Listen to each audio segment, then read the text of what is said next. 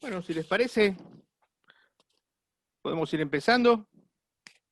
Igualmente la actividad va a estar grabada y va a salir después en el canal de YouTube que tiene Espacio de Vida. Bueno, nos conocemos los presentes, igualmente les cuento nuevamente, mi nombre es Daniel Vergarito, soy el vicedirector de Espacio de Vida. Es un centro educativo terapéutico, centro de estimulación temprana y consultorios de la localidad de San Miguel, del segundo conurbano bonaerense. Y bueno, habitualmente armamos actividades de este tipo. Nos interesa mucho recorrer cuestiones que hacen a cómo abordar los temas clínicos. Nuestra población es fundamentalmente de niños, adolescentes y jóvenes con trastornos graves, autismo, psicosis en la infancia, debilidad mental. Y venimos trabajando durante todo este año de manera, no todo, pero al menos desde el partir de marzo, de manera virtual, rearmando todos nuestros dispositivos. Y ya en nuestra actividad clínica, lo estético, lo artístico tiene un lugar especial, ¿no? Muchas de las actividades, de las propuestas que realizamos con los chicos que concurren a nuestra institución tienen que ver con el arte y a veces también con el juego. Eso nos permite armar una puesta en escena que en muchos casos nos sirve de manera instrumental para llegar a muchos niños que por ahí, por lo que están padeciendo, están en situaciones de mucho aislamiento, de gran angustia. Y en ese sentido nos pareció interesante, como para ir cerrando el año, armar una actividad con estos queridos colegas que se prestaron a sumarse a la misma con muy buena predisposición, y desde ya les estoy muy agradecido, para, bueno, charlar un poco sobre estas cuestiones, ¿no? Que tiene que ver la clínica, que tiene que ver lo estético y en especial en estos momentos de trabajo fundamentalmente virtual. Así que bueno, en principio les agradezco mucho a Gabriel Belucci, a Gabriela Cuomo y a Ricardo Mauro por la participación. Y bueno, vamos a empezar escuchando a Gabriel Belucci, quien es director de la especialización clínica de adultos en el Colegio de Psicólogos de los distritos 9 y 13. Y bueno, Gabriel, te escuchamos y bueno, posteriormente escucharemos a Gabriela y a Ricardo. Pueden ir escribiendo sus preguntas en el chat si quieren, y al final de las exposiciones vamos a abrir el espacio para conversar. Así que adelante, Gabriel. Bueno, le agradezco Espacio de Vida y en particular a Daniel la invitación a participar de esta jornada. Después de un primer momento, diría, de desconcierto y de shock, ¿no? Cuando comenzó toda esta catástrofe, podríamos llamarla así, ¿no? De la pandemia. Creo que fueron un par de meses hasta que algunas fichas se comenzaron a acomodar y bueno, ahí comenzaron a proponerse actividades con este formato de la virtualidad, bueno, con distintos avatares, ¿no? Digo que han funcionado más, menos, ¿no? Eso después habrá que evaluarlo y pensarlo, ¿no? En el après-coup, como siempre. Pero que son modos de, bueno, de hacer lazo, de volver a poner en cierta circulación, en cierta discusión, cuestiones de nuestra clínica. Así que bueno, para eso estamos hoy acá. Ya que quedé en primer lugar por estas cuestiones medio azarosas de los armados de las listas de expositores, bueno, por ahí quiero aprovechar para hacer una presentación de ciertas coordenadas amplias que seguramente Gabriela y Ricardo tomarán con un sesgo propio, después irán entrando por ahí en otro tipo de detalles. En primer lugar, bueno, reforzar esta idea de que lo que estamos viviendo es efectivamente algo que podría ser llamado una catástrofe, y que uno de los problemas que tienen las catástrofes es que digamos, como parte del shock que producen, operan, por lo menos inicialmente, una especie de borramiento de la singularidad de un padecimiento, ¿no? Operan como una especie de para todos, ¿no? Que por un lado genera cierto efecto incluso identificatorio, ¿no? En relación al otro y a lo que le pasa al otro, pero también diluye, vuelvo a decir, la singularidad de un padecimiento. Y en ese sentido, bueno, yo pensaba dividir la presentación que voy a hacer en como dos ejes. Tampoco mi idea es hablar tanto, porque es una breve presentación para poder conversar, pero básicamente en dos ejes, uno ligado al padecimiento, ¿no? ¿Qué hay con el padecimiento que acarrea esta situación y cuál es la maniobra, ¿no? En relación con esto que podemos proponer los practicantes del psicoanálisis en distintos espacios. Y otra que apunta, otro eje que apunta más específicamente al quehacer de los analistas, sobre todo articulado a la cuestión de la virtualidad, ¿no? Que es un modo de tomar la cuestión porque pandemia no es sinónimo de virtualidad, ¿no? De hecho, conversando hace un rato con Ricardo, ¿no? Él decía que ha comenzado a recibir pacientes de a poco, ¿no? Pacientes en presencia. Y en realidad yo pensaba, ¿no? Que quienes trabajan en hospitales y en ciertos dispositivos en particular, también algunos en el ámbito privado, pero sobre todo en lo hospitalario, han sostenido durante todo este tiempo de manera acotada y con ciertas variantes lo presencial, con lo cual tampoco hay que tomar esta equivalencia, ¿no? Como, digamos, pandemia igual virtualidad. Pero sí quiero referirme a algunas de las transformaciones que la virtualidad introduce, porque entiendo que incluso van más allá de la pandemia, que son transformaciones que llegaron para quedarse, con un impacto y con un alcance que es difícil saber, porque eso lo sabremos el día después, ¿no? Pero que me parece importante empezar a decantar algunas cuestiones que tienen que ver con estos cambios. Bueno, en relación al tema del padecimiento, se me ocurrieron dos ideas de nuevo, como para ponerlas a circular. La primera, que parte de lo que podemos hacer los practicantes del psicoanálisis en relación a una situación que se presenta como una catástrofe, ¿no? Nos toca una pandemia, podría haber sido una guerra, ¿no? Digo, la generación de Freud, ¿no? Se confrontó con la catástrofe de la guerra, doblemente, ¿no? Primero la guerra del 14 y después la Segunda Guerra Mundial, ¿no? Y también tuvieron que hacer con eso, y bueno, entiendo que parte de lo que, una parte no menor, ¿no? De lo que los analistas podemos hacer en relación con esto es, lo voy a decir así, restituirle a cada quien la singularidad de su padecer, lo cual implica entramar ese padecer o reentramarlo según el caso, ¿no? Digo, no es lo mismo alguien que ya venía en tratamiento que alguien que consulta en el marco, ¿no? De la pandemia y de la virtualidad, pero digamos reentramar o entramar ese padecer con una historia,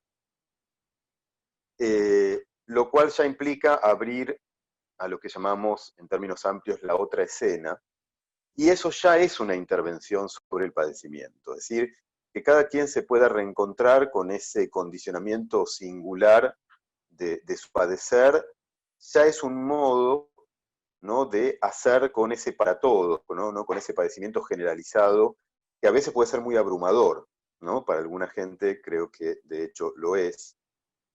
En ese sentido también quiero decir otra cosa, y es que esto no es gratuito para nadie, ¿no? De algún modo lo sabíamos, ¿no? Cuando inició todo este proceso, pero el modo en que impacta en cada quien, creo que recién ahora, en los últimos, no sé, 2, 3 meses, se está pudiendo calibrar un poco mejor. Por ejemplo, ¿no? Situaciones ligadas a cierta respuesta fóbica, ¿no? Que han detonado o se han intensificado o han retornado, ¿no? En estas condiciones de la pandemia, pero también, curiosamente, sujetos que encontraron en las condiciones de la pandemia y sobre todo ¿no? del aislamiento que bueno, rigió durante gran parte de estos meses, han encontrado un paliativo o incluso algún tipo de solución provisoria a determinadas cuestiones, ¿no? Bueno, cuando digo la singularidad, no solo es la singularidad del padecimiento, sino también de las respuestas, ¿no? O de las soluciones que cada quien puede desplegar, ¿no? En relación con estas coordenadas. Bueno, esto por un lado. En segundo lugar, y yendo en esta línea de las soluciones,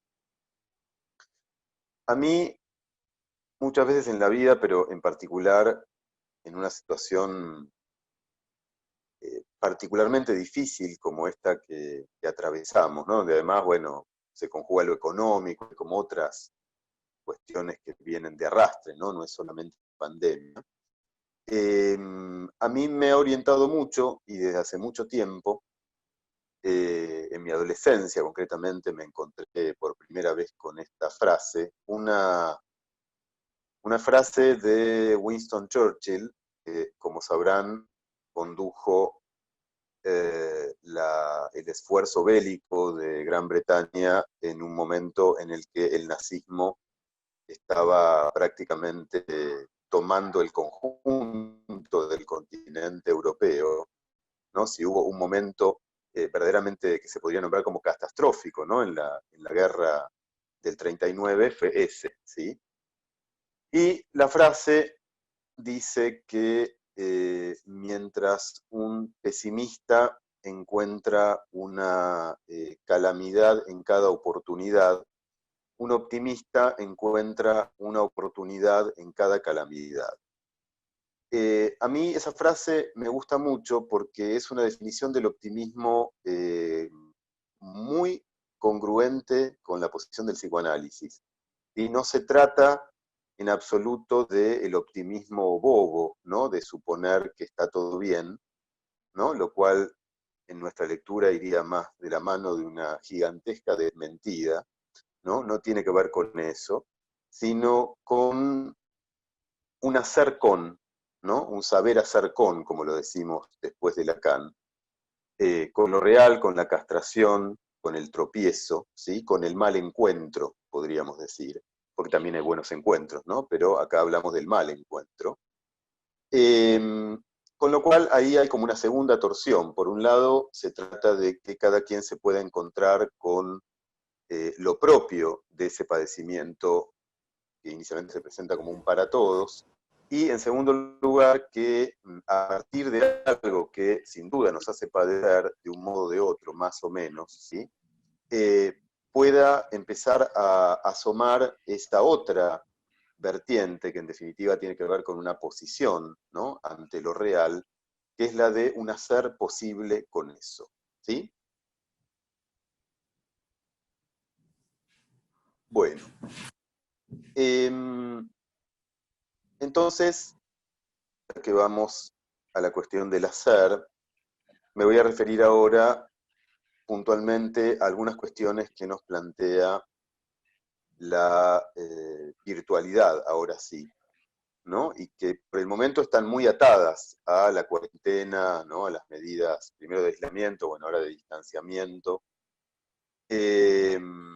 pero que, insisto, me parece que tiene como una entidad propia, ¿no? Realmente creo que la pandemia nos ha hecho ingresar en la era de la virtualidad, ¿no? De la cual se venía hablando hace mucho tiempo y ya los recursos tecnológicos de algún modo existían, ¿no? Pero creo que esto no había impactado ni por lejos, ¿no? Con la amplitud que va a tener a partir de ahora, ¿no? De hecho, bueno, les pasará a quienes practican el psicoanálisis o algún otro tipo de práctica clínica, digamos, les pasará que al menos algunos pacientes ya están planteando seguir con esta modalidad, ¿no? Bueno, entonces, lo que yo quiero compartir son algunas preguntas creo que hay que ser cautos todavía, ¿no? En relación con esto, porque tenemos muy poco camino recorrido, ¿no? Desde algunas preguntas y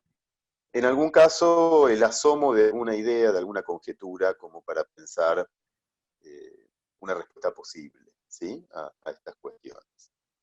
La primera tiene que ver con los avatares de la transferencia, que en definitiva es lo que enmarca, ¿no? Nuestra práctica y todas las vicisitudes de un tratamiento, ¿no? Se remiten a ese campo.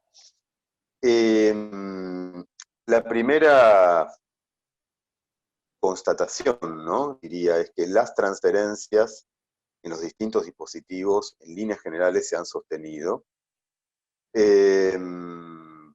Para nuestra, no sé si sorpresa, pero digamos, claramente no sabíamos qué iba a pasar, ¿no? Y por lo menos en una gran mayoría de los casos se han sostenido, los tratamientos continuaron, ¿no? La mayoría continuaron, y se iniciaron otros, ¿no? Ahí hay cierta discusión que ha comenzado, discusión en el buen sentido, ¿no? De poder discurrir con otros, en relación a si habría alguna diferencia entre aquellos tratamientos y aquellos trabajos que han comenzado en condiciones de presencialidad y los que inician bajo estas nuevas condiciones. A mí, les confieso, no me queda tan claro, no sería muy categórico con respecto a que haya efectivamente una diferencia sustancial.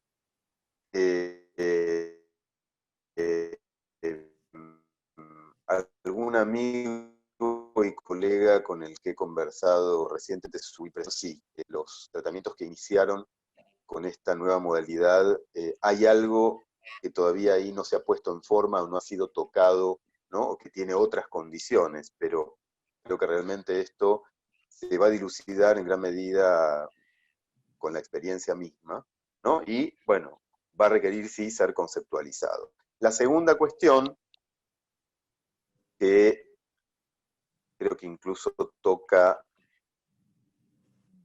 de cerca el subtítulo, ¿no? De esta jornada, tiene que ver con la cuestión de la presencia, ¿no? Hasta hace poco, hasta hace apenas unos meses, la gran mayoría de los practicantes del psicoanálisis creo que hacíamos una equivalencia que creo que se reveló que era cuestionable, al menos, entre la presencia y la materialidad física de los cuerpos, ¿no? Digo, que presencia era estar ahí en cuerpo, ¿no? Y en la copresencia, ¿no? Con los dos cuerpos en su materialidad, ¿no? En el mismo espacio físico. Yo creo que es mi impresión, pero estoy en camino de empezar a conceptualizar esto.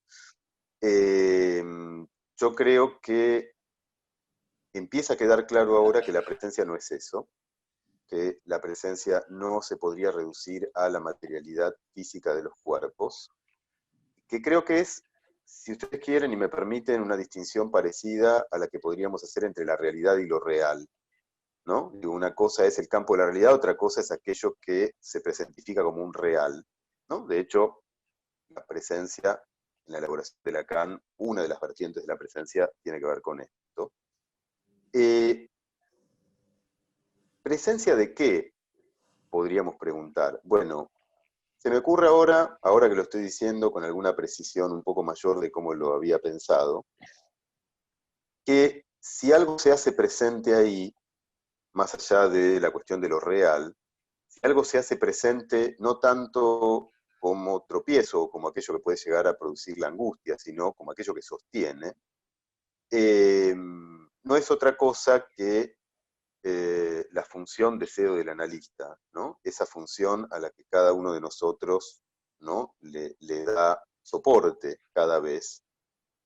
Y que en ese sentido, tal vez podríamos empezar a hablar provisoriamente de una función presencia, ¿no? Es decir, que no tiene que ver, entonces, repito, con la materialidad de los cuerpos, sino con algo que opera como una función del dispositivo. Y entonces la siguiente pregunta que me surge, y que de nuevo no tengo una respuesta categórica, solo la pongo a rodar, es ¿cuáles serían los signos de esta presencia? ¿Sí? ¿No? Porque en la copresencia física esto se puede hasta dar como una especie de evidencia. Pensaba, se me ocurría un detalle mínimo, pero que creo que puede arrimar alguna noción, ¿no? Cuando, por ejemplo, estamos hablando por teléfono, yo varios de los tratamientos que sostengo lo hago sin el soporte de la imagen, ¿no? Solamente hablando por teléfono, ¿no? Y de repente aparece la pregunta de si estoy ahí escuchando, ¿no? La pregunta con la necesidad del asentimiento, ¿no? De que diga un aunque sea, ¿sí?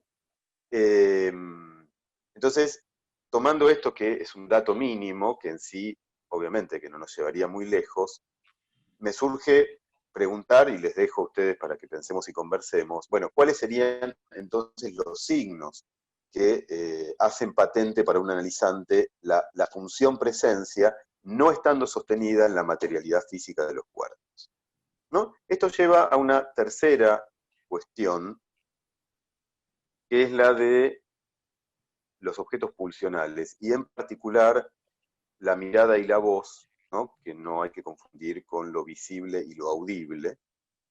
La mirada y la voz como objetos que en sustracción, ¿no? Sostienen también ciertas operaciones o sostienen en parte el campo transferencial.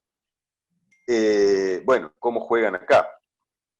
Juegan del mismo modo, ¿no? Digo, nada indicaría que sustancialmente eso no sea así, pero de nuevo, ¿no? En estas nuevas condiciones que introduce la virtualidad, me parece que no es algo que podríamos dar por sentado. Donde creo que tal vez podemos tener algún elemento más para afirmar y no solo preguntar, es en el siguiente eje o punto, que tiene que ver con la cuestión de lo imaginario, ¿sí? Aún sin confundir lo imaginario con lo visible, ¿no? Porque no es lo mismo, les pregunto, porque me lo pregunto a mí mismo, si el movimiento que hacemos, por lo menos en mi caso con unos cuantos pacientes, de sustraer la imagen, ¿no? De proponer, por ejemplo, la llamada telefónica en lugar de la videollamada, ¿no? La videollamada yo la sostengo con pocos, cuando realmente me hacen saber que esa es una condición de posibilidad, y ahí lo respeto ¿no? Y mantenemos eso, pero con la mayoría he propuesto la sustracción de la imagen. Entonces me preguntaba si esto sería equivalente al gesto del pasaje a diván. Bueno, supongo que no, en principio, que no son exactamente lo mismo, aunque hay cierto efecto de sustracción que podría ser comparado, ¿sí? ¿Por qué supongo que no? Bueno, porque el pasaje a diván en general venía a sancionar cierta lectura con respecto a la posición de alguien como analizante, ¿sí? Lo que en otros términos podríamos llamar una entrada en el análisis. Creo que en estas condiciones no es necesariamente así. Efectivamente, en algunos casos esto va de la mano, pero hay otros, incluso que inician, ¿no? Las entrevistas bajo esta modalidad de la llamada telefónica. Entonces, ¿cómo pensar esa articulación y esa diferencia, ¿no? Con la propuesta de pasar a diván, ¿no? En el dispositivo presencial.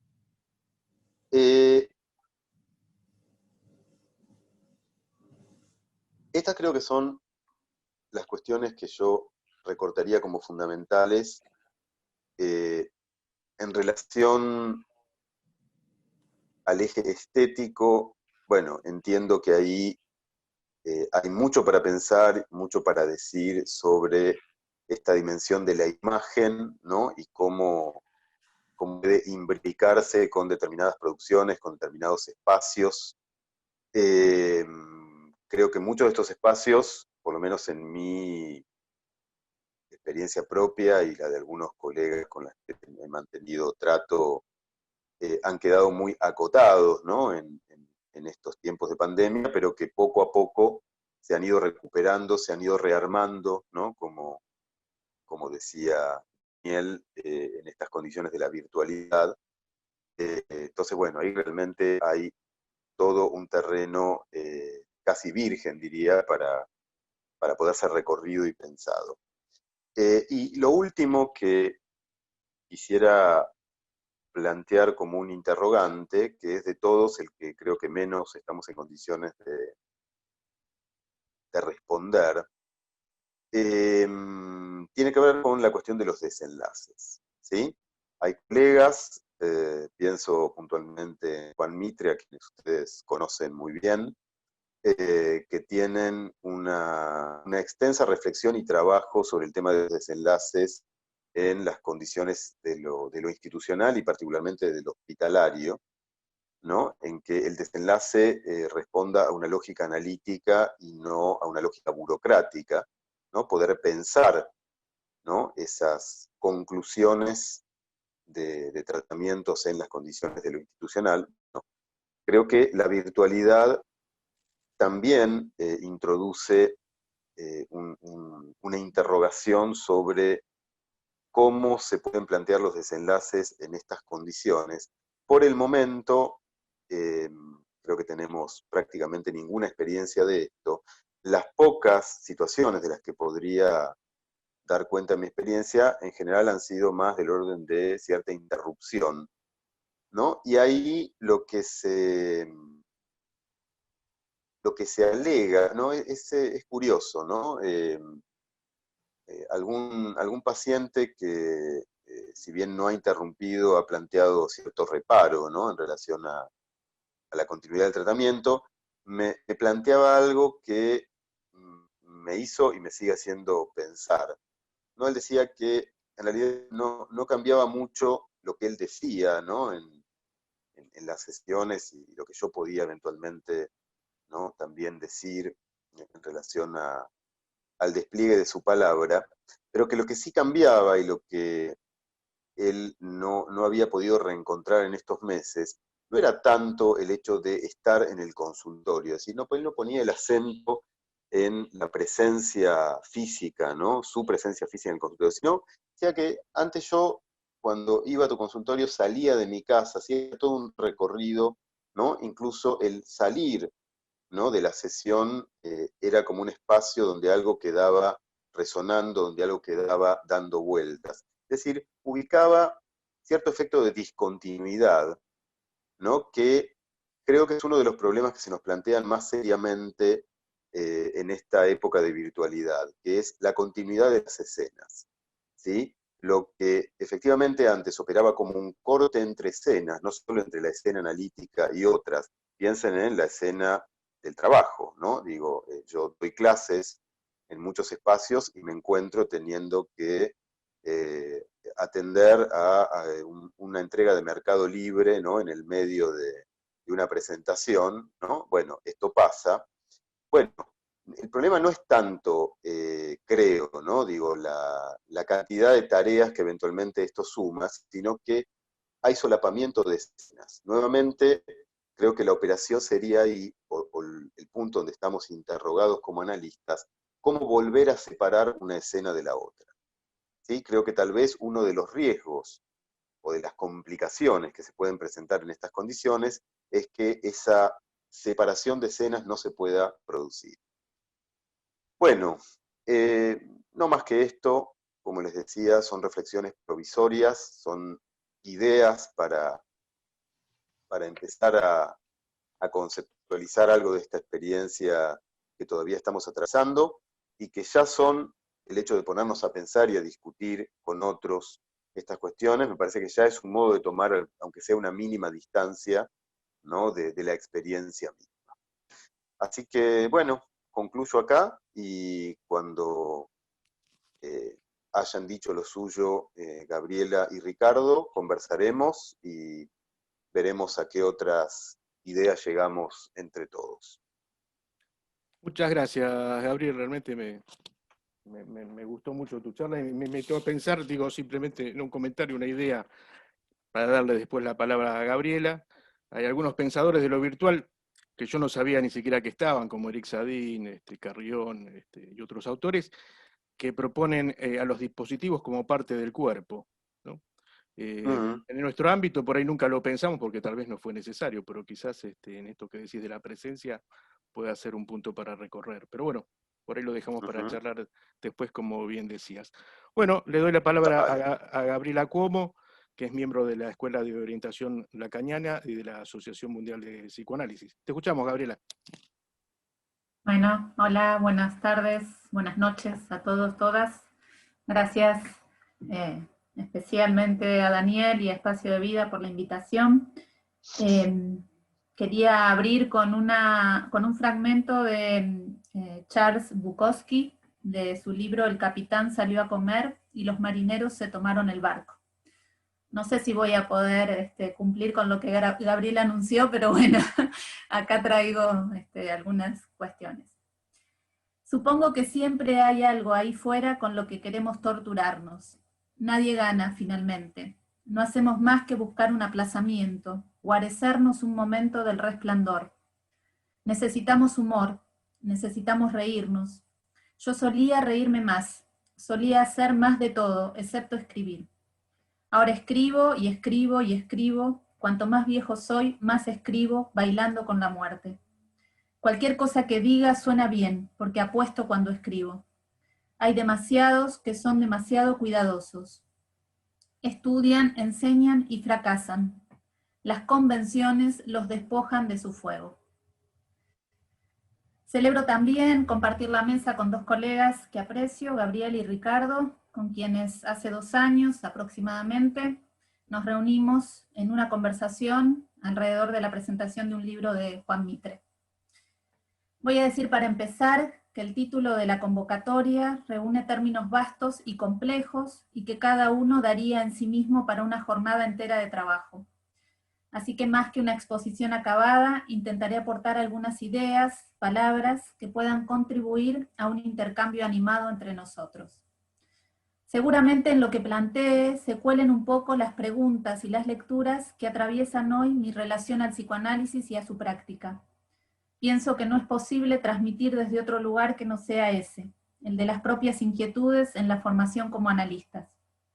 En un tiempo de la civilización, donde el psicoanálisis recibe fuertes críticas y objeciones, donde gran parte de la subversión freudiana es puesta en cuestión por otros discursos y movimientos, me convoca la expectativa de Lacan respecto a la duración del psicoanálisis en el mundo como un síntoma tranquilizador. Quizás uno de los únicos síntomas que puede ponerse en cruz con los amos de turno. ¿Para qué sirve un analista? ¿Para qué sirve analizarse? Son preguntas que trascienden el tema de la pandemia, pero a la hora de pensar cómo cada uno de nosotros se las arregla en este tiempo, quizás convenga dar algunas razones de lo que el encuentro con un analista puede producir, tomando ese hilo con el que Lacan definió la operación analítica en el seminario 24. Una práctica sin valor, un sesgo práctico para sentirse mejor. En aquel encuentro, 2 años atrás, Gabriel habló de los efectos del análisis en el lazo y los planteó como del orden de una relación más digna con el semejante. Fórmula a la que agrego hoy una relación más digna y menos tonta con el semejante. Mi preocupación toca el campo de lo común y los modos de hacer comunidad. ¿En qué medida una experiencia analítica produce otro modo posible de habitar lo común con otros y con lo radicalmente otro, siempre extraño, presente en cada uno de nosotros? Primer apartado que titulé Decir la pandemia en la lengua de cada uno. Mucho se ha escrito y dicho ya sobre el tiempo que atravesamos. El surgimiento y la expansión del COVID-19 ha producido un estallido de la escena del mundo y de los puntos de referencia en los que anclaba nuestra realidad compartida nuestra relación al cuerpo y al otro en el lazo social. Las tres fuentes de sufrimiento y malestar que Freud situó en 1930 cobran una renovada vigencia. La naturaleza no se deja domeñar fácilmente, nuestro cuerpo muestra su inherente fragilidad y desvalimiento, y la relación con los otros, portadores potenciales del peligro, se modula en frecuencias que van desde la solidaridad a la segregación en escalas variables. El fenómeno es uno, pero para cada quien cobra una dimensión singular, a la par de sus recursos para defenderse de lo real como lo imposible de soportar. Entonces, podemos afirmar que hay tantas pandemias como versiones de ella encontramos en el relato de quienes nos consultan.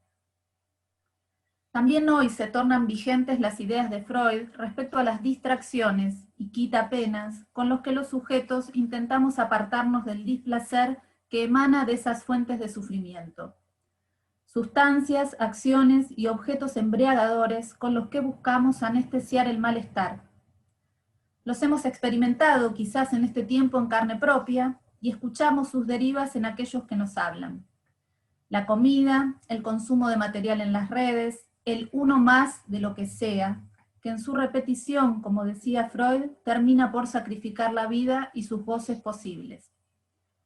A los quitapenas, Freud contrapone en el malestar en la cultura diversas técnicas de vida a las que califica como arte, y en las que reúne el lazo amoroso, la sublimación presente en la creación artística, en la investigación científica y en el trabajo, la actitud estética que permite extraer goce de la belleza presente en diferentes objetos y actividades. Todas técnicas de las que proviene una satisfacción que es y debiera mantenerse como no toda, según el consejo de Freud. Finalmente, en la lista entra el refugio en la neurosis y sus satisfacciones sustitutivas.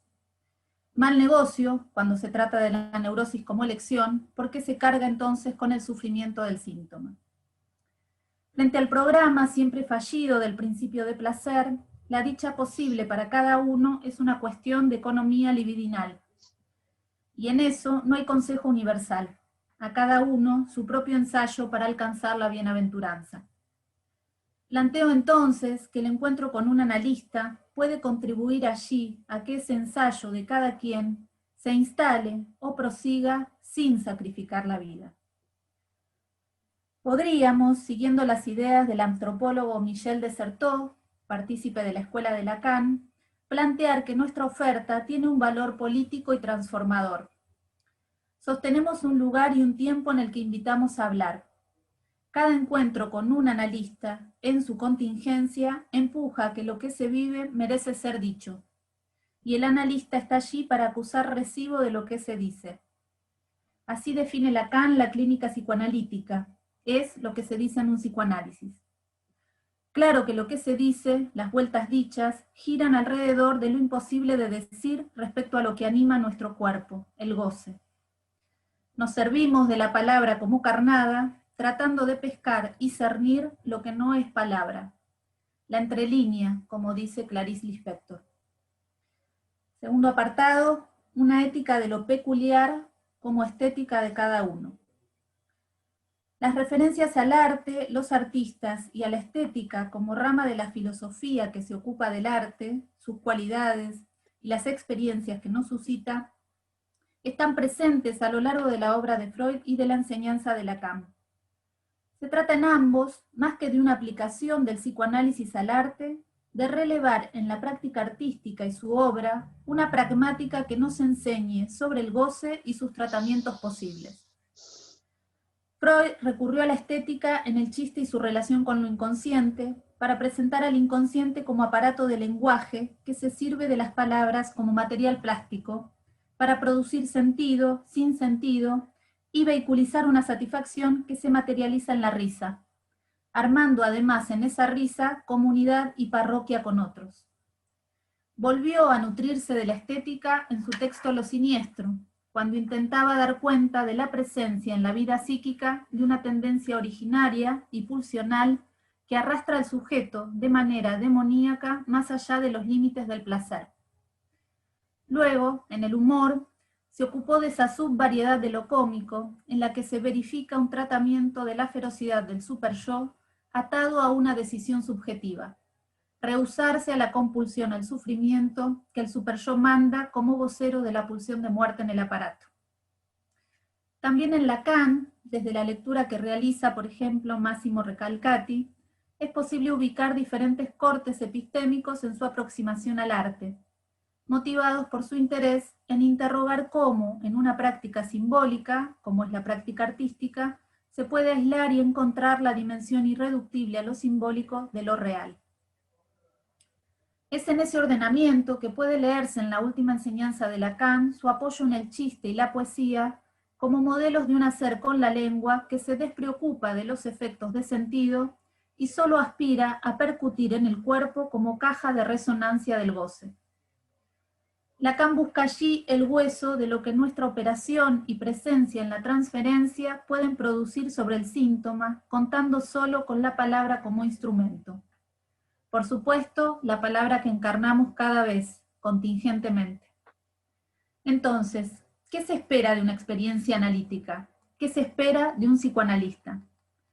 Freud decía en 1893 que sería ya una buena ganancia mudar la miseria neurótica en infortunio ordinario. Miseria e infortunio confluyen en sus acepciones en la idea de desgracia, por lo cual queda claro que no le prometemos a nadie cero desgracia como resultado. El énfasis habrá que ponerlo en la transformación posible de lo desgraciado en un acontecimiento fortuito, azaroso, al que podremos responder, dice Freud, de otra manera. Entre la desgracia como destino o como contingencia, se juega un tramo de la partida a la que somos convocados como analistas. Bien sabemos de qué estofa está hecho eso que se presenta como destino trágico y miserable. Lo llamamos, con Freud y Lacan, masoquismo. Cuestión que nos introduce en ese penar de más, que es lo único que justifica nuestra intervención.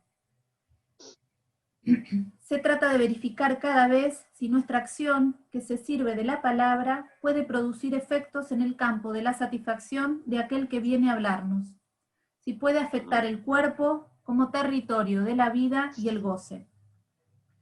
¿Qué tenemos para ofrecer a la demanda de felicidad que se nos dirige? El deseo del analista, ese operador fundamental que sostiene nuestra praxis, que enmarca lo que decimos y hacemos en una política, la del síntoma como el arreglo de cada uno para responder a ese agujero central que llamamos no hay relación sexual. Si nada en nuestra naturaleza nos allana el camino a la satisfacción, sus vías, su objeto, queda claro, como dice Freud, que se necesitan construcciones auxiliares para soportar la vida. El síntoma adquiere esa dimensión. Cada vez que Freud intenta situar los límites y el alcance de nuestra intervención sobre el síntoma, deja en claro que debemos cuidar y resguardar la peculiaridad del paciente. No somos educadores, no nos proponemos como modelo a seguir, tampoco alentamos tal o cual desenlace para el conflicto que cada sujeto sostiene con el goce y sus avatares. La peculiaridad, o lo que en otros textos aparece como extravagancias y rarezas que fundamentan el síntoma, puede ser leído como lo más propio y con lo que mantenemos una relación de extranjeridad. Analizarse quizás conduce de la peculiaridad a un estilo. Hace más de 10 años, una joven llega a la consulta, desorganizada, verborrágica, desplegando ideas que rondan lo erotomaníaco y lo místico. A los 18 años, el encuentro con lo sexual puso en jaque su realidad, su cuerpo, su relación a los otros y al otro familiar. Un fenómeno alucinatorio se selló en una interpretación delirante que la convocaba a la misión de restablecer el orden mundial perturbado por voluntades malignas, aunque eso le costara la vida. A lo largo de todos estos años, no sin momentos críticos e interrupciones, la transferencia y la presencia del analista con su voz han acompañado para ella el armado de su técnica de vida. Un decálogo con 3 reglas de oro, a las que por periodos se suman como cuarto las cosas del amor, que le permiten sostener su cuerpo y pacificar la relación con el semejante y lo familiar. Su extravagancia mística ha encontrado una deriva en la militancia social que además la inscribe en una función afín al lazo. La pandemia y las restricciones que trajo, confinando los cuerpos en la reducida escena de lo familiar, puso a prueba una vez más su decálogo, porque ningún decálogo es a prueba de pandemias. Último apartado, una estética no sin la erótica y el gusto propios. Esta experiencia que atravesamos hoy con la pandemia pone de relieve especialmente lo imposible de esos oficios a los que Freud se refirió en 1925. Educar, curar, gobernar. Tareas que nos confrontan con lo que del goce permanece indomesticable e irreductible, haciendo obstáculo en esos lazos, mostrando lo que de ellos persiste siempre como inacabado y empujando a la necesidad de inventar una y otra vez. A esa lista de imposibles se agrega analizar. Por ello, Lacan nos recuerda la molestia que allí anida, y a la vez el deber ético que se desprende para cada practicante de reinventar el psicoanálisis, incluyendo su peculiaridad, su estilo. Quienes sostenemos también como apuesta la enseñanza del psicoanálisis en la universidad, estamos hoy mordidos por algunas preguntas. ¿Cómo es posible sostener la apuesta sin la presencia de los cuerpos? Si la relación al saber no puede articularse sino a partir de cierta erótica, ¿qué hay de ella en la submanía que vamos bordeando cotidianamente? Mientras estas preguntas aguijonean el cuerpo, me entero de que los alumnos en la universidad y también en el nivel medio de la enseñanza arman campeonatos digitales entre sus docentes. Votan y organizan un fixture con eliminatorias. Hacen circular por las redes esta ocurrencia. Pienso, se las arreglan para sostener un gusto por vivir en estos tiempos. Recuerdo un dicho popular, sobre gustos no hay nada escrito. Por eso cada uno tiene frente a sí la tarea de localizar el que se ha escrito en su caso con las letras que le tocaron en suerte. Quizás el psicoanálisis no aspire a otra cosa que acompañar a algunos en esa tarea, para hacer de lo escrito un gusto por vivir propio, que se aproxime a una estética y una poética con sus efectos de resonancia vital en el cuerpo. Bueno, hasta ahí. Gracias. Muchas gracias, Gabriela. Muy bueno, ¿no? Me quedó varias preguntas, simplemente para dejar después la palabra a Ricardo. Pensaba en esto que recortabas de la última enseñanza de Lacan entre la poesía y el chiste, y los dispositivos en esta virtualidad del trabajo actual producen alguna modificación, ¿no? en esta cuestión, o si vos lo ves de alguna manera en particular. Pero bueno, les dejo la palabra ahora a Ricardo Mauro, viejo amigo de la casa, a pesar de su juventud, claro, y quien es director jefe de salud mental del Hospital Belgrano y director de la Escuela de Psicoanálisis del Colegio de Psicólogos del Distrito 15. Así que, adelante, Ricardo, te escuchamos. Muchas gracias. ¿Cómo están? ¿Cómo les va? Bueno, agradecerles a los amigos y amigas de Espacio de Vida, de hace muchos años de trabajo y de amistad, el gusto de compartir eso, y además el gustazo, bueno, de volver a compartir la mesa con Gabriela y Gabriel. Así como dice Gabriela, hay tantas pandemias como singularidades que puedan decirlo en la propia lengua. Yo creo que al mismo tiempo también en cada singularidad hay varias lenguas de la pandemia, porque a mí me tocó presentar ya varias veces, y de la pandemia la digo varias veces de distinta manera, con lo cual me encuentro diciendo que la pandemia la voy construyendo de esa forma, ¿no? Y lo que voy a plantear hoy es una breve experiencia.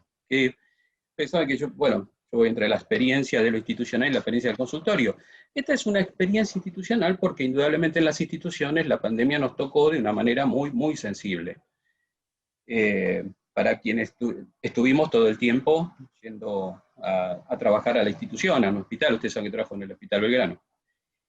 Y esto es una breve experiencia que quería transmitirle y que la voy escribiendo de a poco, porque es todo provisorio, como muy bien decía Gabriel, todo lo que vamos pensando ahora todavía no tenemos el desprendimiento teórico y clínico que tenemos que llevar adelante seguramente a futuro.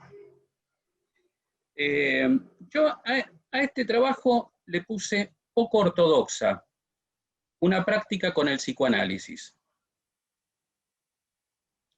Las nubes negras que ensombrecieron al planeta con pavoroso espanto nos heredarán, además de lo que a cascadas con extremo dolor ya nos han entregado, los efectos de un estrago que cada territorio deberá inscribir en lo subjetivo y en lo social.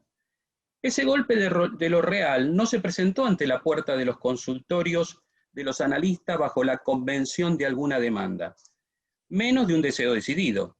Inversamente, ingresó sin permiso ni carnet como un goce enloquecedor por techos, ventanas y endijas. Entre todos los arreglos que hubo que efectuarse, el acontecimiento delimitó un tiempo y un espacio de otro modo. Las condiciones mínimas e invariables de cierta libertad del sujeto, tal como el refugio de lo íntimo, el resguardo del secreto y la sombra que cubre los cuerpos, la geografía de su morada se trastocó en sometimiento. Los dispositivos soportes de intervención clínica se desvencijaron. Cambiamos los muebles de lugar y comenzamos a transitar una clínica de la ventana. La tecnología admitió el prestigio de una indistinción entre un adentro y un afuera. Un nuevo espacio topológico recorta un marco que va de lo íntimo a lo íntimo, por donde la mirada y voz se enseñorean en el relieve, en el que se pierden los significantes de los que en otro tiempo se extraía alguna letra de goce. El tiempo se espacializó en la espera aislada de una sentencia y en el cumplimiento de un plazo sin certeza, en el que un horizonte fatal se muestra acechante sin distinción de clases, credos, razas ni fronteras.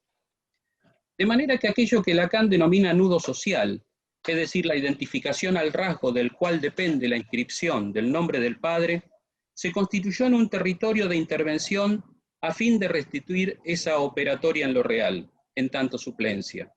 Dicho de otro modo, allí donde las voces desgarradas por el miedo, el dolor, la incertidumbre, la tristeza, la angustia, ingresaron en el vértigo cotidiano, en el lugar donde la pulsión junta los caminos de un goce desanudado, se tornó necesario consagrar un dispositivo de acompañamiento en dirección a aquel acto restitutivo.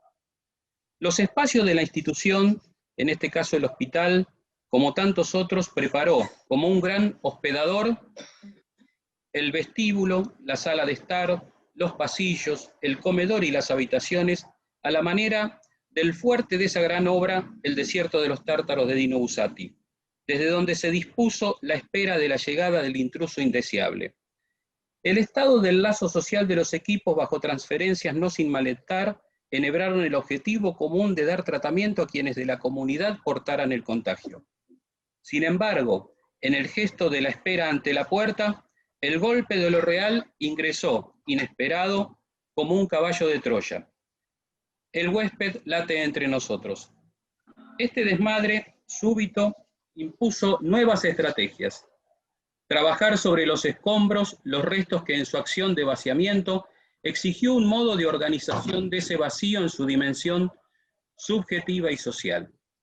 Nuestras almas trashumantes, los que quedamos en pie, nos convertimos en raros semblantes, positivos, negativos, asintomáticos o sospechosos.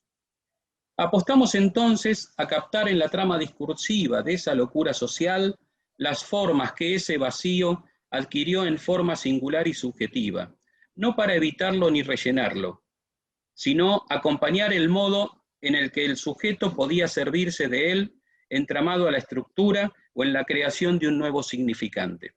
El vacío al que hacemos referencia es ese lugar en el que el sujeto en su constitución se abisma ante el insondable agujero de la cosa, ante la falta en el campo del otro, ante el real de lo inscribible.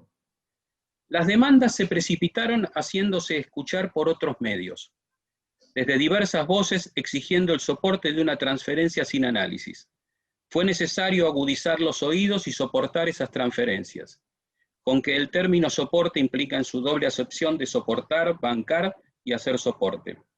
De manera que ir al encuentro de ellas no implicó de ninguna manera una inversión, argumentos de las resistencias del analista en pandemia. Una experiencia poco ortodoxa que no se eximió de una ética y estética desde la perspectiva del psicoanálisis, menos al servicio de una cínica heroicidad que de una clínica que exige aún desprender sus más amplias consecuencias. El sujeto se encontró en la desesperación y la urgencia de aliviar los efectos que cobró uno a uno el contagio, cuyos primeros rasgos tuvieron el triste prestigio de la culpa y la vergüenza. La pandemia, la democratización de la furia del dios de la polis, armó la arquitectura del vacío que instaló el espanto. En este sentido, decimos que fue necesario anudar escucha, demanda y transferencia. Nuestra posición, a mi juicio, se ordenó alrededor de la figura del pontonero, que tan extraordinariamente describe Roger Calva. Un practicante pontonero que acompaña en bordear los efectos que en el fantasma han promovido sus agujeros y en el reanudamiento de los pontifex, esos nudos que ataban y sostenían las estructuras de los puentes, como forma de sobrevolar el impacto de lo traumático. Hubo una voz que se escuchó en los primeros tiempos, particularmente ustedes saben que el hospital nuestro fue el primero que recibió todos los contagios en el personal, no en la comunidad. Nosotros tuvimos después los contagios en la comunidad. Lo primero que fue, nos contagiamos, bueno, quienes se contagiaron, yo no me contagié, pero los que se contagiaron fueron muchos. La voz no nos cuidaron, que fue la primera que apareció, que implica una reveladora constancia, deslizada hacia el no me cuidaron, que ubica una invariable invocación al otro, consagra el llamado desde el lugar de desanudamiento del amor por la caída del nombre del Padre y el goce que abisma al sujeto a ese vacío insondable. Un dispositivo de campaña conjetural, es decir, un ensayo de carácter provisorio que no excluye el rigor y permite al mismo tiempo poner a prueba la eficacia de su acción. Escribir este tiempo es, como dice Lacan en el seminario sobre Joyce, hacer entrar lo real por fragmentos de escritura, deponiendo las cristalizaciones de lo imaginario. Una manera más de validar la existencia y la eficacia del psicoanálisis. Después de todo, creo exponerlo de este modo y espero haberme hecho entender, no está tan mal. Gracias. Bueno, muchas gracias, Ricardo. Estaba viendo que no sabía lo que era un pontonero, no sé si es el que hace puentes o el que maneja una lancha. Por ahí el antiguo término, bueno, los pontifex, por eso el sumo pontífice, ¿sí? Que es el que religa o está en relación a la religión, justamente lleva ese nombre particularmente por ese antiguo término pontifex. Roger Calva trabaja ahí en un libro que se llama Intenciones, que es un viejo libro, y me acordé cuando leía esto. Bueno, desde ya está abierto el espacio para preguntas, si quieren hacerlo de manera escrita o quieren pedir la palabra, lo pueden hacer y pueden hablar. Yo simplemente hago una breve pregunta y comentario. Me parece muy interesante el abordaje, primero lo que señaló Gabriel, que vivimos una catástrofe. Me pareció también muy interesante lo que recorta Ricardo, en el sentido de que no solo estamos tomados por lo virtual, sino que él en su práctica, lo presencial tuvo mucho lugar. En ese sentido, y como el título de la jornada también tiene que ver con la ética, y estamos en una dimensión de catástrofe, quería preguntarle si alguna vez en estos tiempos, si en su práctica privada, institucional, el consultorio, encontraron cierta tensión entre la ética del psicoanálisis y lo que a veces yo pienso como una ética ciudadana, para decirlo de alguna manera, en el desarrollo de una catástrofe, donde lo que muy bien señalaba Ricardo de sostener, soportar, y que de alguna manera atravesó las tres exposiciones, si encontraron esa tensión, y si es así, ¿cómo lo abordaron? O no sé si decir resolvieron, ¿no? Porque también coincido con los tres que estamos en momentos donde recién podemos ponernos a pensar un poquito sobre lo que vamos haciendo, ¿no? Había una vieja consigna de Perón, pero que en realidad no era de él, que decía algo así: nosotros hacemos que teoricen otros. Bueno, nosotros también queremos pensar y también sabemos que hacer tiene que tener con alguna teoría, aunque no esté formalizada, pero bueno, no sé si se encontraron en su práctica con situaciones de este tipo. Ricardo, Gabriel. Cuando decías de ética ciudadana, ¿a qué te referías, Dani? Por ahí, tratar de englobar, bueno, situaciones límites, ¿no? Por ahí nosotros en nuestra práctica institucional nos hemos encontrado con familias que por ahí tenían las necesidades básicas insatisfechas y bueno, lo hemos abordado de distintas formas. Y también lo pensamos como parte del tratamiento porque desde el punto de vista institucional abordar cuestiones de ese tipo permitió una continuidad posible, más allá también de cuestiones que hacen, bueno, a estas limitaciones con las cuales se encontraban estas familias frente a esta situación que estamos atravesando. Yo no sé, pienso lo que se me ocurre y tomando algo de lo que traía Gabriel hacia el final, ¿no? Respecto a este comentario de este paciente, si te entendí bien, Gabriel, ¿no? Que ubicaba la cuestión del recorrido al consultorio, ¿no? Sí, cierta atención respecto a lo que para algunos sujetos significó la inmovilidad de los cuerpos. ¿No? Y cómo acompañar eso. Ahí me parece que sí entra en tensión lo que la polis, digamos, o lo que como comunidad política estábamos convocados a sostener, y lo que uno podía escuchar en la experiencia íntima de algunos sujetos. La breve puntuación de la paciente que yo traigo tiene que ver con eso, ¿no? Porque la restricción y el confinamiento en un ámbito estrictamente familiar, donde no está el desplazamiento del cuerpo, y lo digo así literalmente, tal como me parece que lo traía Gabriel también, ¿sí? Hay algo del desplazamiento del cuerpo en el espacio y en los recorridos que para muchos sujetos se presentó y se presenta como muy complicado. Entonces, Sí. si a esa atención te referís, creo que sí, que uno se encontró con eso y se encuentra con eso. Vos decías algo que me pareció muy interesante, ¿no? Recortabas algo de la CAM del seminario 24, una práctica sin valor, y después decías que nosotros ofertábamos algo que tenía un valor político, ¿no? Entonces, a veces pensaba cuestiones que probablemente la CAM, por ahí como hemos conversado en algún momento, no tengo recorrido del seminario, aunque puedo tener alguna hipótesis de a qué se refería con eso, ¿no? Tal vez una práctica sin valor. De intercambio, es simplemente a esa idea. ¿No? O sea, Pero es una también, práctica sin valor de intercambio, es en relación al uso, ¿no? Sí, o sea, yo por eso insistí. Lo pensaba Por por eso ese insistí en lado. eso. Aparte, cuando te escuchaba decía, al capitalismo no le pega ni la pandemia, digamos, ¿no? Porque vos enumerabas cierta búsqueda de objetos para decir, Gabriel recordaba alguna entrega de Mercado Libre que interrumpía su práctica, y bueno, a todos nos pasó, digamos, ¿no? Mercado Libre, ojalá a algunos se nos hubiera ocurrido esa idea, pero también se me ocurre otra cosa, que bueno, como señalaba antes, hay gente que viene pensando estas cosas y nosotros recién las abordamos, ¿no? Pero adelante.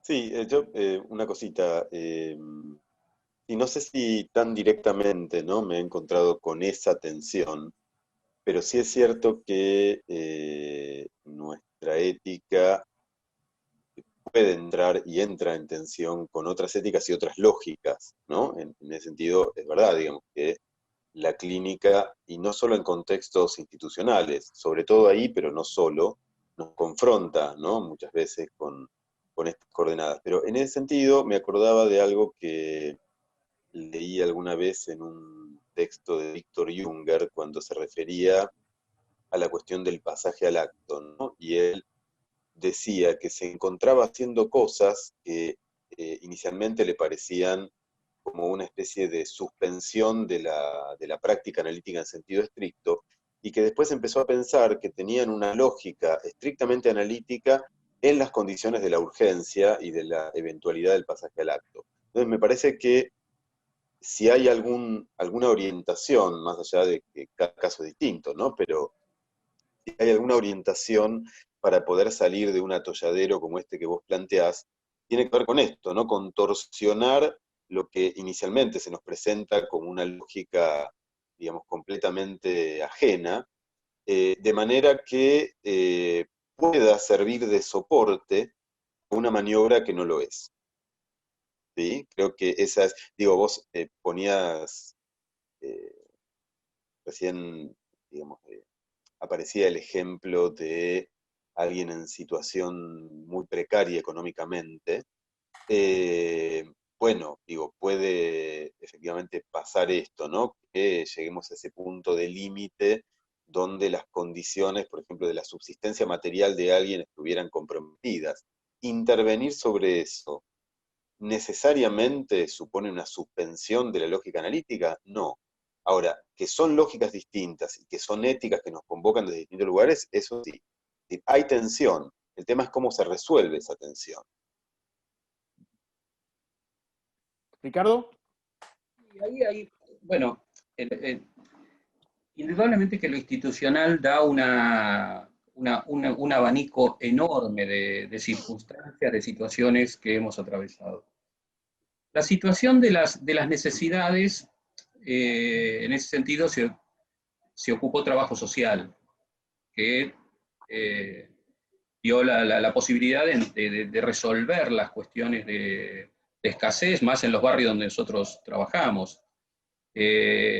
Tuvimos que armar equipos, obviamente, con otras especialidades, pero nosotros cobramos una dimensión importante de trabajo en el hospital, particularmente porque, como les decía, las demandas, digamos, esto trajo alguna resistencia, porque, claro, no se podía continuar con la misma modalidad de suponer que íbamos a esperar a que vinieran a consultarnos al servicio.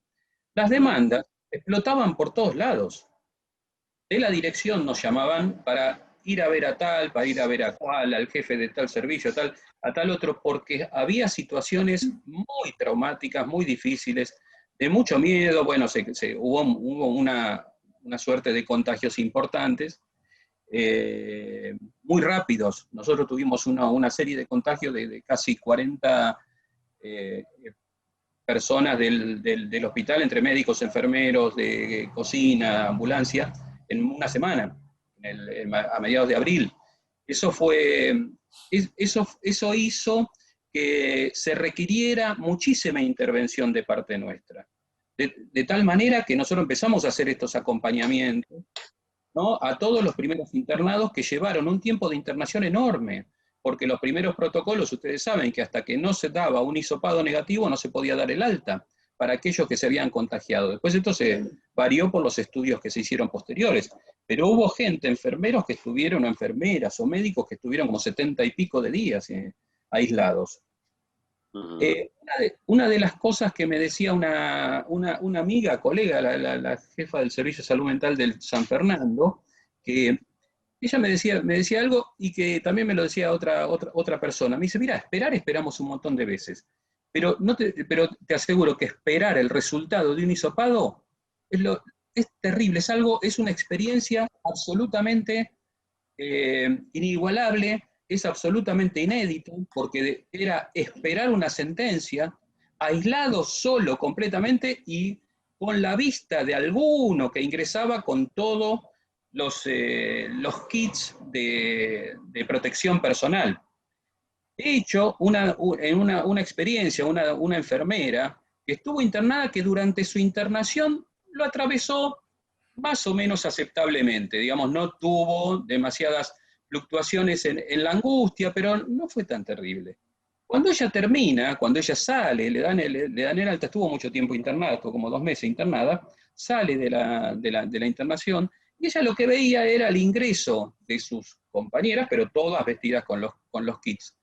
Cuando ella vuelve a trabajar, y estaba contenta de volver a trabajar, el día que ella tiene que ponerse los equipos de protección personal para ingresar a atender a algún paciente, entra en pánico.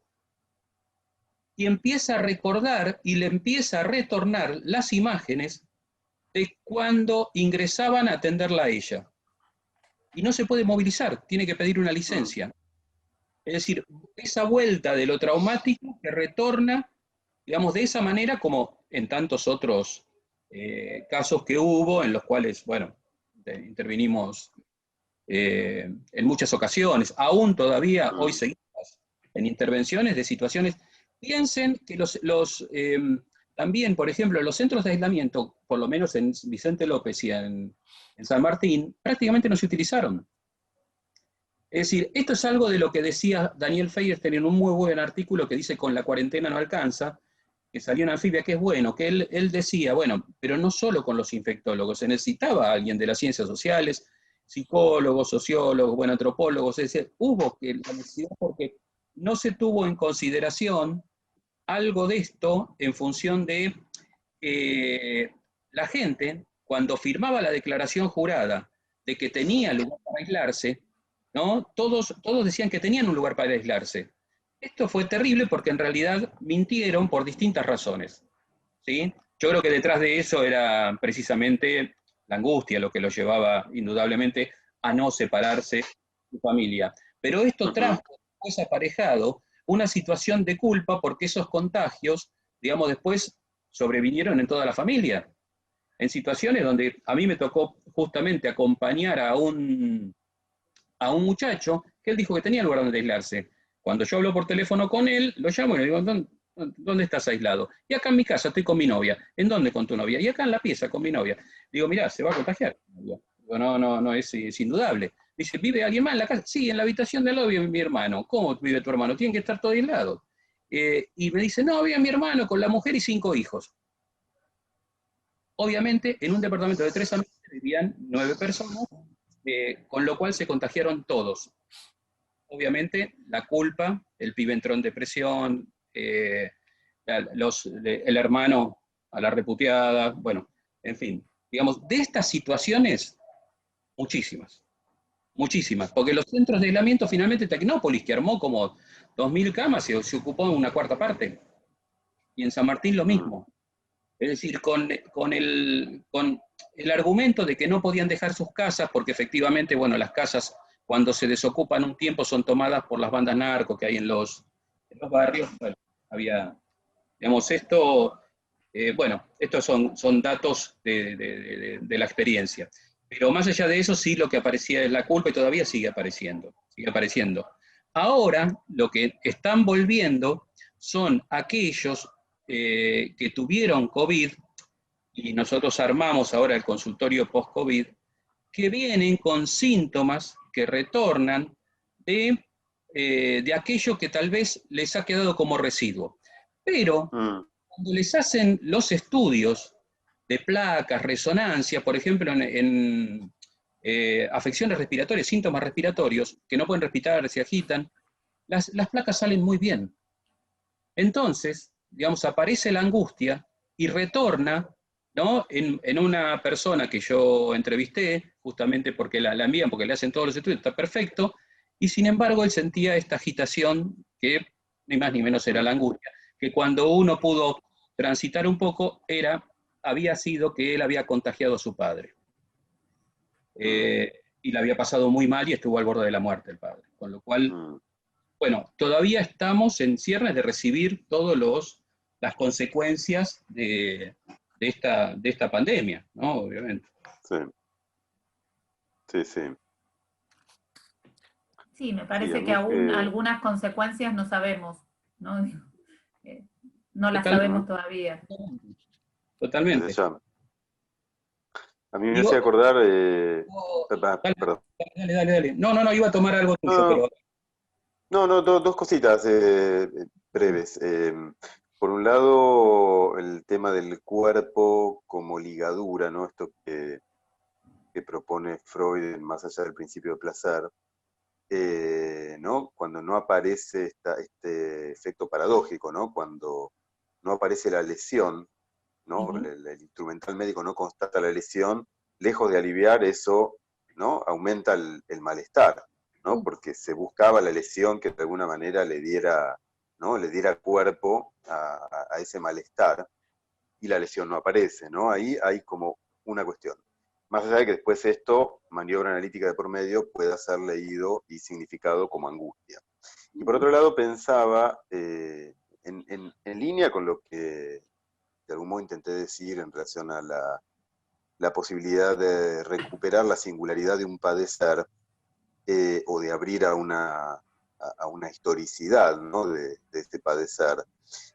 recordaba el primero de los casos del librito Efectos Terapéuticos Rápidos, no sé si lo conocen, que se llama El Hilo de la Vida, ¿no? Una paciente de origen rumano que vivía en Madrid en el momento de los atentados de Atocha, ¿no? Y que queda pregnada, digamos, ¿no? En esa escena del atentado. Ella no le pasa nada físicamente, pero digamos queda muy tomada por la escena, tal vez precisamente por eso, ¿no?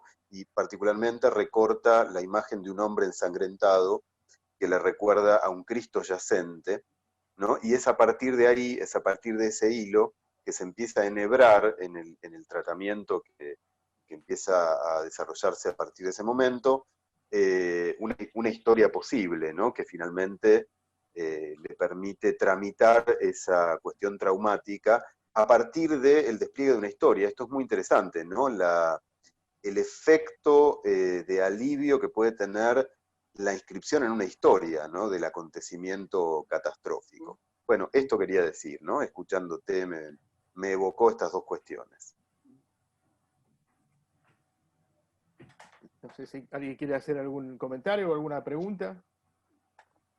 A mí se me ocurría preguntarles, Gabriel había citado al principio algunas catástrofes como la Primera y la Segunda Guerra Mundial, y eso dejó también su marca en la práctica del psicoanálisis, ¿no? Pensaba, Sí. por ejemplo, la terapia de grupo, uno de los motivos por los cuales la misma práctica empezó era porque simplemente había muchos más pacientes que terapeutas que pudieran atender.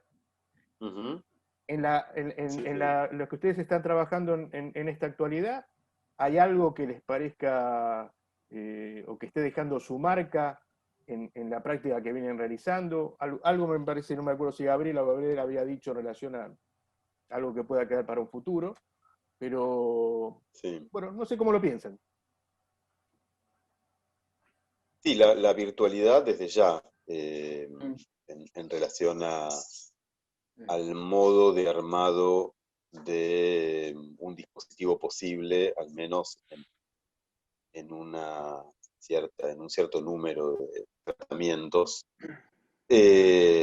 como algo que va a tener una entidad, creo que totalmente distinta de la que tenía hasta ahora. Creo que, por eso digo, la verdadera era de la virtualidad empieza ahora. Y lo que realmente esto va a poner fuertemente en cuestión es la dimensión del cuerpo. ¿Qué es un cuerpo? Digo, esto que venimos interrogando desde Freud en adelante, ¿no? Y le hemos dado distintas vueltas y respuestas, pero que ahora me parece que esto va a tener que ser pensado desde otro lugar. Una de las cuestiones, Gabriela traía la cuestión del goce, una de las cuestiones que me parece que esto va a llevar fuertemente a repensar, no ahora en lo inmediato, pero de algún tiempo sí, es cómo usar el goce sin el soporte material, ¿no? Del cuerpo. A mí esto me lleva a una película que tiene ya algunos años, seguramente la conocen, que es Her, ¿no? Que es como una especie de conjetura basada en algo que existe, que es la asistente del iPhone, Siri, ¿sí? Es como una especie de Siri, pero mucho más potenciada. Pero ¿cuál es el rasgo interesante que plantea la película en relación con esto? Que ese sistema operativo que toma la voz de una mujer y el nombre de una mujer goza.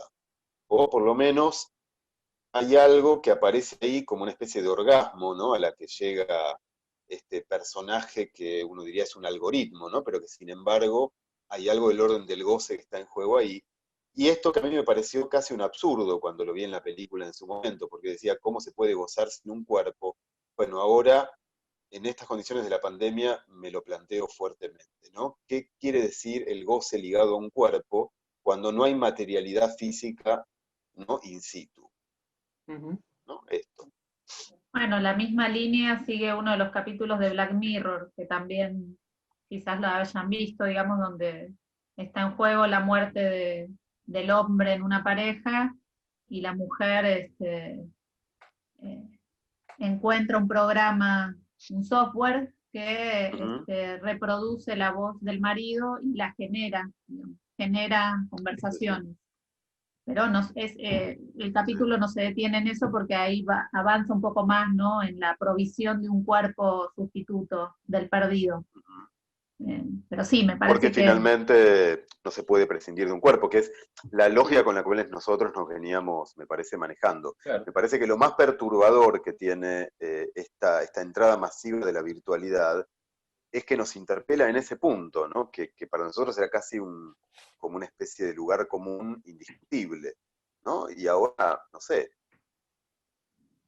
¿no? Sí, yo sostengo cierta cautela en eso. A mí, tanto en mi experiencia en este tiempo como practicante y como analizante, la verdad que hay algo de esto que vos traías, como los bordes de entrada y salida de las escenas, que me parece que no es tan fácil prescindir de eso, ¿no? Y que inevitablemente introducen otra dimensión del cuerpo, no alcanza con la voz, me parece a mí, que es una forma de presencia del cuerpo, o de esto que vos traías como el deseo del analista. Creo que hay algo de la voz que puede encarnar ahí.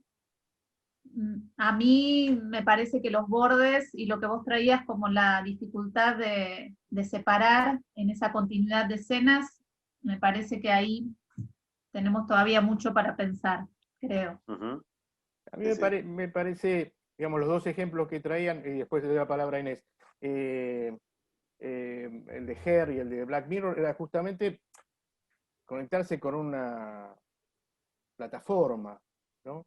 En cambio, en el trabajo que estamos realizando, quizás habría que pensar qué lugar tiene el dispositivo, ¿no? Porque, vamos a decir, del otro lado hay alguien que está hablando, o que está mirando, inclusive se suma que ahora nosotros mismos, cuando hacemos alguna videollamada, miramos desde el mismo lugar que nunca habíamos mirado, que es de donde nosotros miramos. Me parece que tal vez la cuestión, a veces pienso yo, ¿no? ¿Qué lugar darle al dispositivo? ¿No? Y si el dispositivo provoca algún cambio. Pero bueno, Inés, querías hablar. Estás muteada, no se te escucha.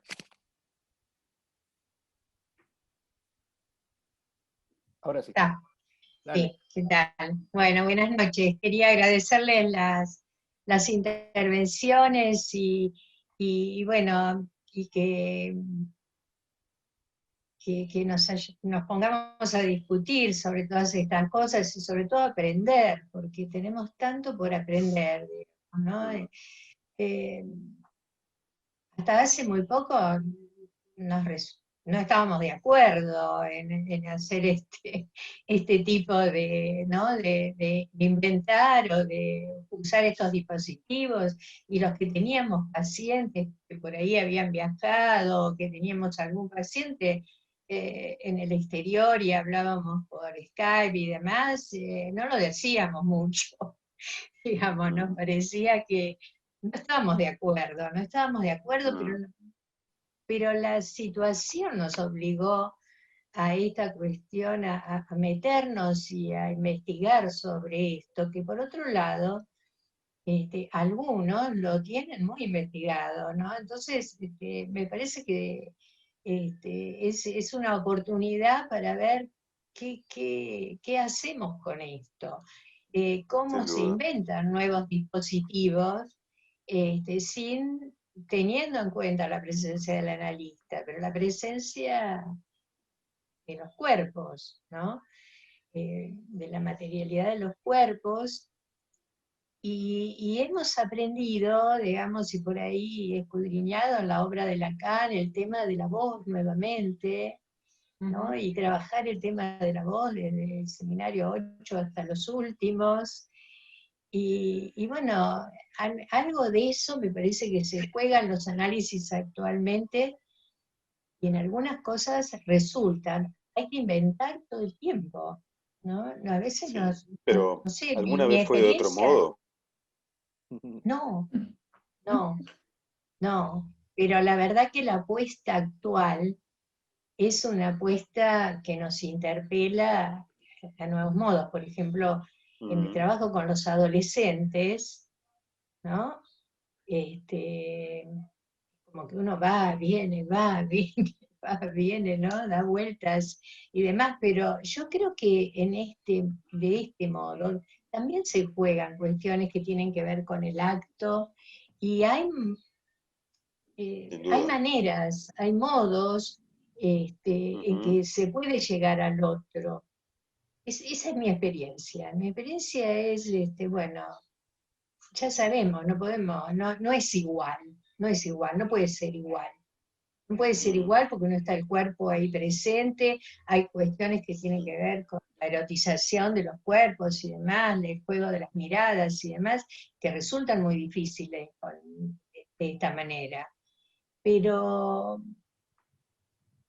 de todas maneras me parece que es lo que hay en este momento y tenemos que hacer uso el máximo de esto, tratando de ubicar los conceptos, ¿no?, con los que nos manejamos, pero me parece que hay que hablar mucho, tenemos que reunirnos todo el tiempo y bueno, y armar masa crítica de todo esto, ¿no?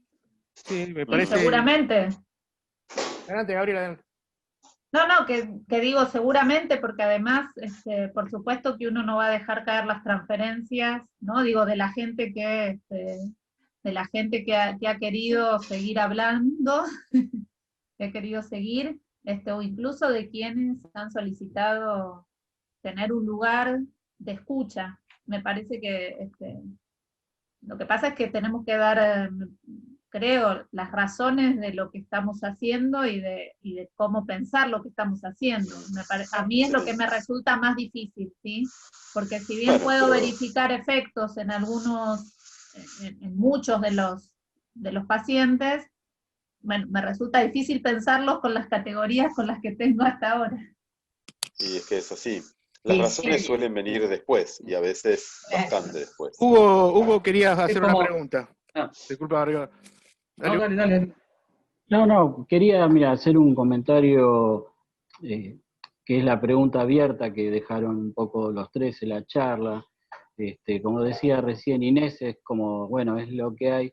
Y a mí me disparó mucho esto por el tema de la música, ¿no? Yo sé de esta cuestión de que la música siempre fue en vivo, ¿no? Hasta que aparecieron los dispositivos para grabar.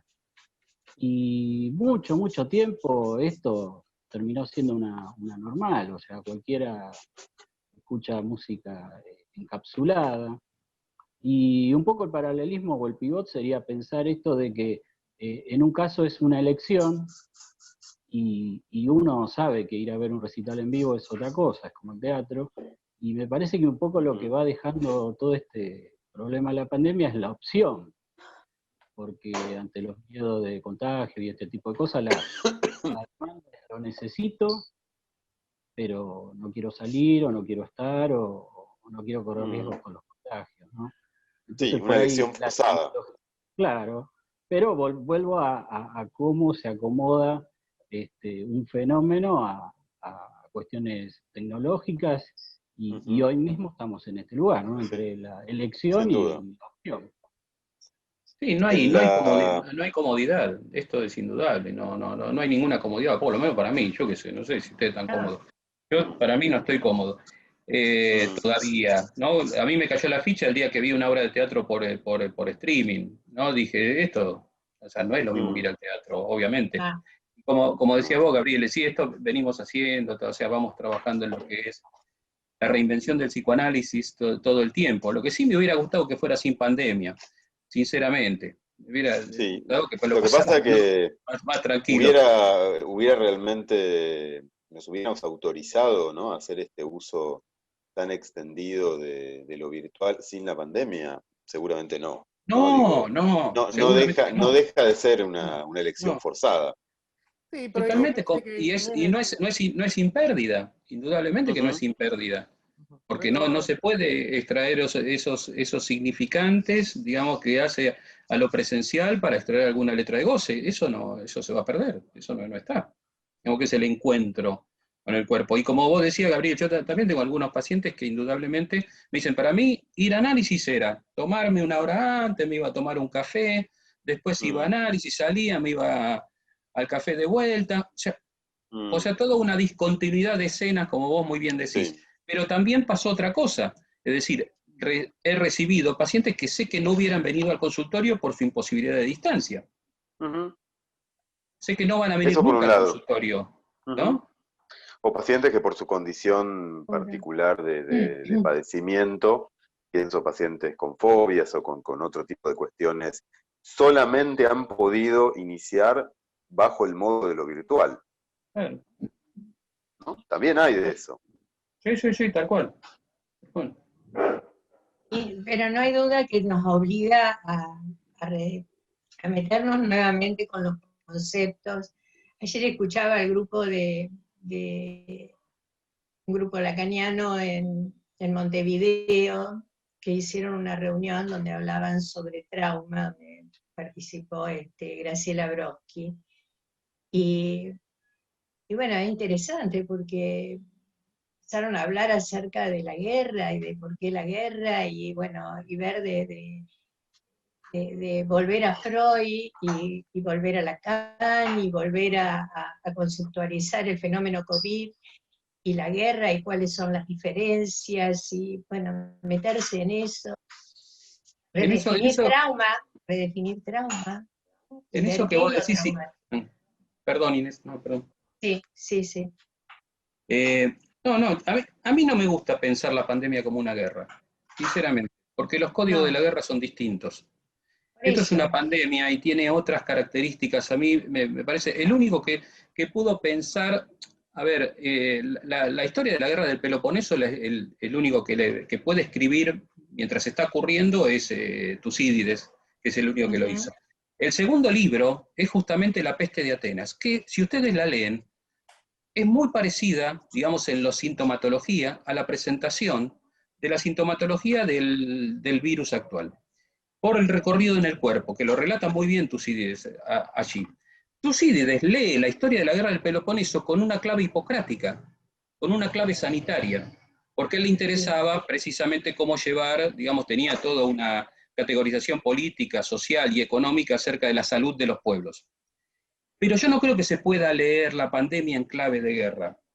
A mí me parece, yo personalmente. No, yo me estaba refiriendo a volver a conceptualizar estas cuestiones justamente por esto que está diciendo, en clave de que cómo se lee el fenómeno COVID, volver a esos textos de Freud en donde Freud se pregunta por qué la guerra y qué interpretación hace sobre eso, volver al concepto de lo traumático, que me parece, pero es cierto lo que decían ayer y lo que decimos todo el tiempo, y sabemos, a algunos pacientes les vino al pelo esto de no tener que venir al consultorio, por un lado. Les vino además, hay pacientes que dicen que han podido aprovechar la pandemia como el mejor momento de su vida para producir cosas y demás, y hay otros que absolutamente que no, bueno, es decir que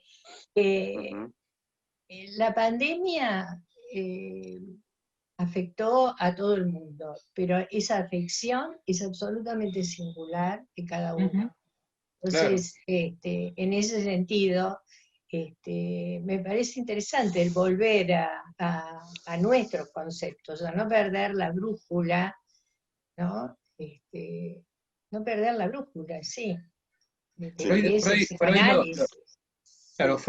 en el 18, cuando termina la guerra, lo que hace es un gesto absolutamente político. Él, en Nuevos Caminos de la Terapia Psicoanalítica, él no habla de la guerra. Lo que propone es crear los institutos gratuitos. O sea, el gesto político se vuelve político y él crea entre 1918 y 1920 y pico, o 1932, cuando asciende el nazismo, pues después lo agarró el nazismo, ¿no? Todos los institutos gratuitos de psicoanálisis. Sí. Y ya que traes ese texto, justo me estaba resonando bastante desde hace un rato, que en esa tensión que introduce Freud, como solía hacer con una metáfora, ¿no?, entre el oro y el cobre, en verdad el oro y el cobre siempre van juntos, siempre fueron juntos, no hay pureza, ¿no? Digo, incluso en los primeros tiempos donde Freud está armando el dispositivo, ¿no?, está ese caso donde está haciendo una especie de trekking ¿no? En algún lugar con montañas, no me acuerdo si era puntualmente en los Alpes o dónde. En los Alpes suizos. Y está la posadera que le empieza a contar su historia, ¿no? Y Freud interviene, Catarina. ¿no? De un modo raro, en el sentido de qué está haciendo ahí, ¿no? Digo, me parece que Freud en algún punto siempre pescó que no había tal pureza, ¿no? Del oro y el cobre, que siempre de algún modo nuestra práctica es una práctica impura, ¿no? Solo que la impureza ha ido cambiando. Hoy es esta. Claro. Sí, es interesante eso. Él se encuentra ahí con la asociación libre cuando todavía no la tenía, porque él todavía estaba en época de la abreacción y el método catártico. Y él dice, como estamos a 2000 pies de altura, dice, bueno, charlemos. Le dice a la posadera, cuénteme. Sí. Sí. Por ahí lo que quería recordar. Es interesante sí. No, Dale, no. No, que en lo más impuro encuentra uno de los hilos de lo que va a ser después su método, ¿no? Su procedimiento como analista. ¿No? ¿Qué más impuro que una situación como esa, ¿no? Donde Totalmente. uno diría cuáles son las coordenadas desde el punto de vista del dispositivo, no existen, ¿no? Y sin embargo, Freud interviene y algo sucede ahí, ¿no? Y Él algo monta un dispositivo de campaña, ¿no? En ese sí, dispositivo un dispositivo ad hoc, claro, sí, me gusta el término, de campaña. Sí. Lo vincula con el psicoanálisis. Uh-huh. Lo piensa desde el psicoanálisis, ¿no? Me parece muy buena tu observación, Ricardo, porque decide no hablar de la guerra, pero hacer algo sobre las consecuencias de lo que la guerra dejó. Claro. Inclusive pensando él mismo, ¿no? Algunas de las cosas y desdiciéndose de algunas de las cosas que decía cuando 4 años atrás planteaba que no podía haber tratamientos gratuitos, por ejemplo, ¿no? Uh-huh. Exactamente. Fundamental, ¿no? Y me parece que en la Argentina existe una singularidad, ¿no? Con respecto a eso. Inés lo decía muy bien, había mucho prejuicio del trabajo virtual, ¿no? Por eso se escondía, que por ahí no dejaba de ser un síntoma. Pero me parece que tenemos la plasticidad en nuestro país de decir, bueno, tal vez en otras partes seguramente también, pero decir, bueno, lo abordamos y lo seguimos pensando también desde el psicoanálisis, ¿no? Me parece que eso es algo que a mí me sirve y me parece algo para recortar y rescatar.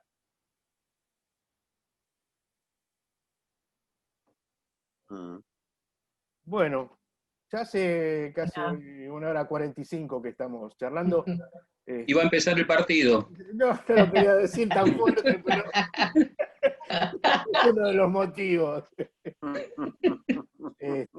Una cosa que quería decir. Dale, Pablo. Estuve en las exposiciones, deben haber estado muy lindas. Toda la terminología médica es terminología de guerra. No olvidemos eso, ¿no? También. ¿no? Protocolo. Sí. Protocolo, estrategia terapéutica, bueno, y así sucesivamente. Son dos campos que están imbricados. Lo que hace a la confusión, me parece, en relación a la pandemia y la guerra, que yo coincido con Ricardo, que la pandemia no es una guerra, es justamente la masividad de la muerte, ¿no? El riesgo de muerte tan masivo. Me parece que ahí es lo que liga, porque toda la preparación de la que se habla es una preparación respecto de eso, ¿no? De evitar la muerte masiva, la saturación del sistema, ¿no? Uh-huh. Y agrego, no iba a hablar, pero bueno, otra pequeña cosita que agrego, digo, en esta modalidad, ¿en qué términos los cuerpos no están presentes? ¿No? Porque, bueno, en este Zoom, ¿los cuerpos están o no están presentes? ¿No? Me lo pregunto. Esa es la cuestión. Esa es la cuestión, sí. No hay que darlo por obvio. Esa es la cuestión. ¿No? Y considerando lo que Lacan planteaba en términos de que el cuerpo es imaginario encima, ¿no? Dicho yo pienso que de hecho si realizamos una práctica es porque pensamos que de alguna manera está presente. Habría que ver cómo. Me parece, ¿no? Exacto. La presencia de lo presencial, ¿no? Claro, bueno. Comentaba Gabriel al principio en su exposición, ¿no? Claro, lo que decía Gabriel. Bueno, que me lo perdí, perdón. Pero lo vamos a... Espacio de Vida, Tenía que atender, tenía paciente. Espacio de Vida tiene un canal de YouTube, así que en unos días vamos a subir la exposición, la charla para Lo escucharé. que tengan ganas. Escucharé con mucho gusto. Y bueno, muy agradecido a Gabriela, a Gabriel y a Ricardo por acompañarnos, por las exposiciones. Un poco al principio charlábamos de la saturación que a veces nos produce estos momentos y estos dispositivos, y a pesar de eso, realmente ustedes han hecho unas exposiciones que, bueno, a mí me abrieron muchas ideas y me enseñaron mucho. Así que les estoy muy, muy, muy agradecido. Pronto nos volvamos a encontrar. Gracias a los Muchas gracias a vos. Gracias a ustedes. Y un placer coincidir con ustedes de nuevo. Sí, Sí, también. igual digo. Gracias a todos. Bueno, y gracias a todos los que participaron. Un aplauso. Muchas gracias. Nos veremos pronto. Cuídense. Gracias. Chao, chao. También. Hasta Chao. luego. Hasta luego.